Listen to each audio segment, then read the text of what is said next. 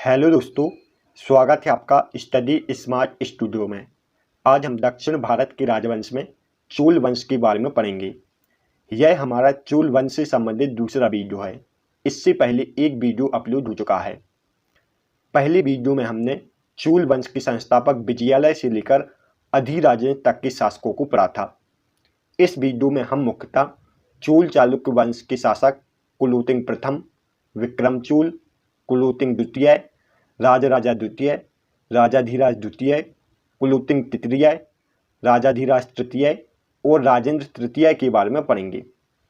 चोल चालुक्य वंश का प्रथम शासक कुलोत्तुंग प्रथम को माना जाता है। यह चोल चालुक्य वंश क्या है? पूर्वी चालुक्यों की रानी मधुरांतिका और चोलों के शासक राजेंद्र द्वितीय के विवाह के उपरांत चोल चालुक्य वंश का उदय हुआ था।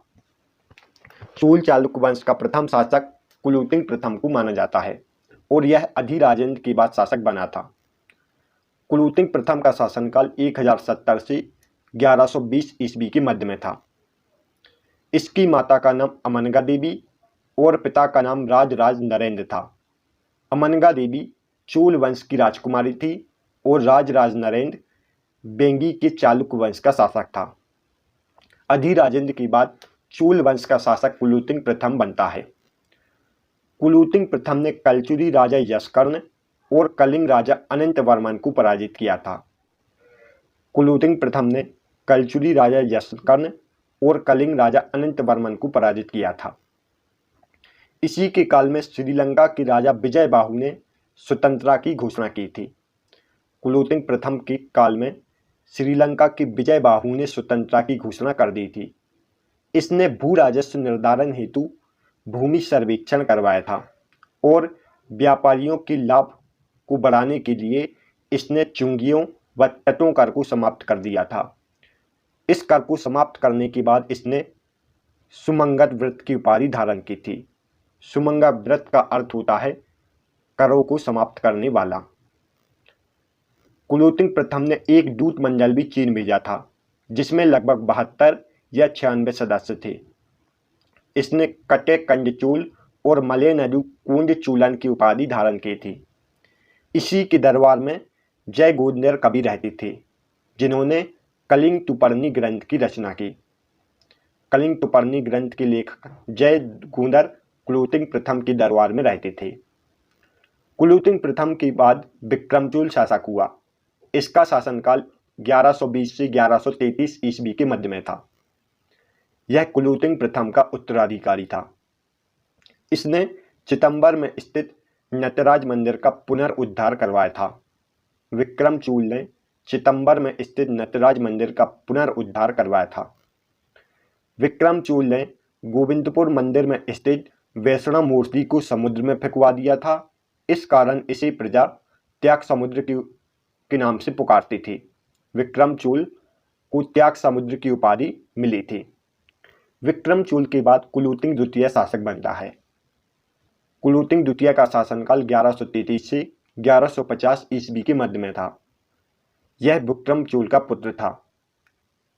कुछ इतिहासकार ऐसा लिखते हैं कि इसने मूर्ति समुद्र में फेंकवाई थी, लेकिन यह सत्य नहीं है।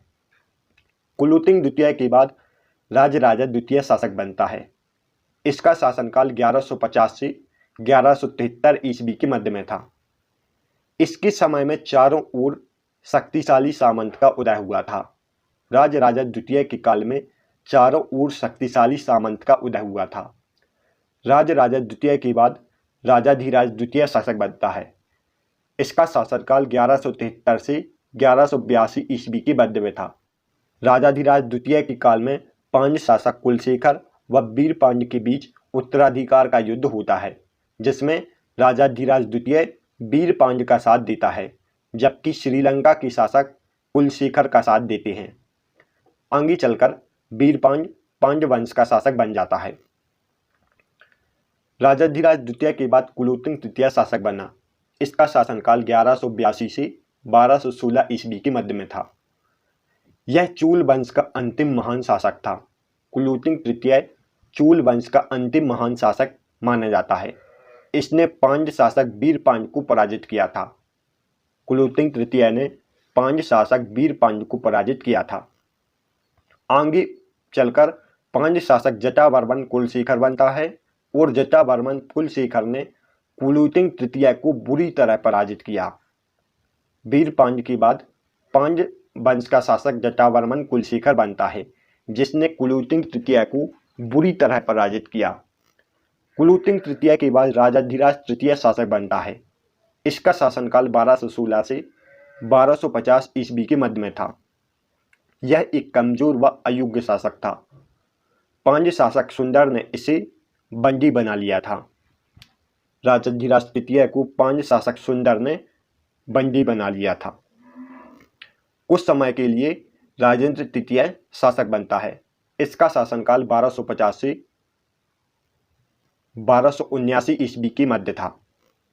राजेंद्र तृतीय चूल वंश का अंतिम शासक माना जाता है। इसके बाद चूल राज्य पांड्य राज्य में विलय हो जाता है। राजेंद्र तृतीय चूल वंश का अंतिम शासक माना जाता है, जबकि कुलोत्तुंग तृतीय चूल वंश का अंतिम महान शासक था और चूल चालुक्य वंश का प्रथम शासक कुलोत्तुंग प्रथम को माना जाता है। यह सभी फैक्ट आपको चूल वंश के शासकों के बारे में याद रखना है। नेक्स्ट वीडियो में हम चूलकालीन व्यवस्था प्रशासन के बारे में पढ़ेंगे। तब तक के लिए गुड बाय। यदि आपको हमारी वीडियो पसंद आई हो तो आप हमारी वीडियो को लाइक और चैनल को सब्सक्राइब जरूर करें। तो मिलते हैं नेक्स्ट वीडियो में।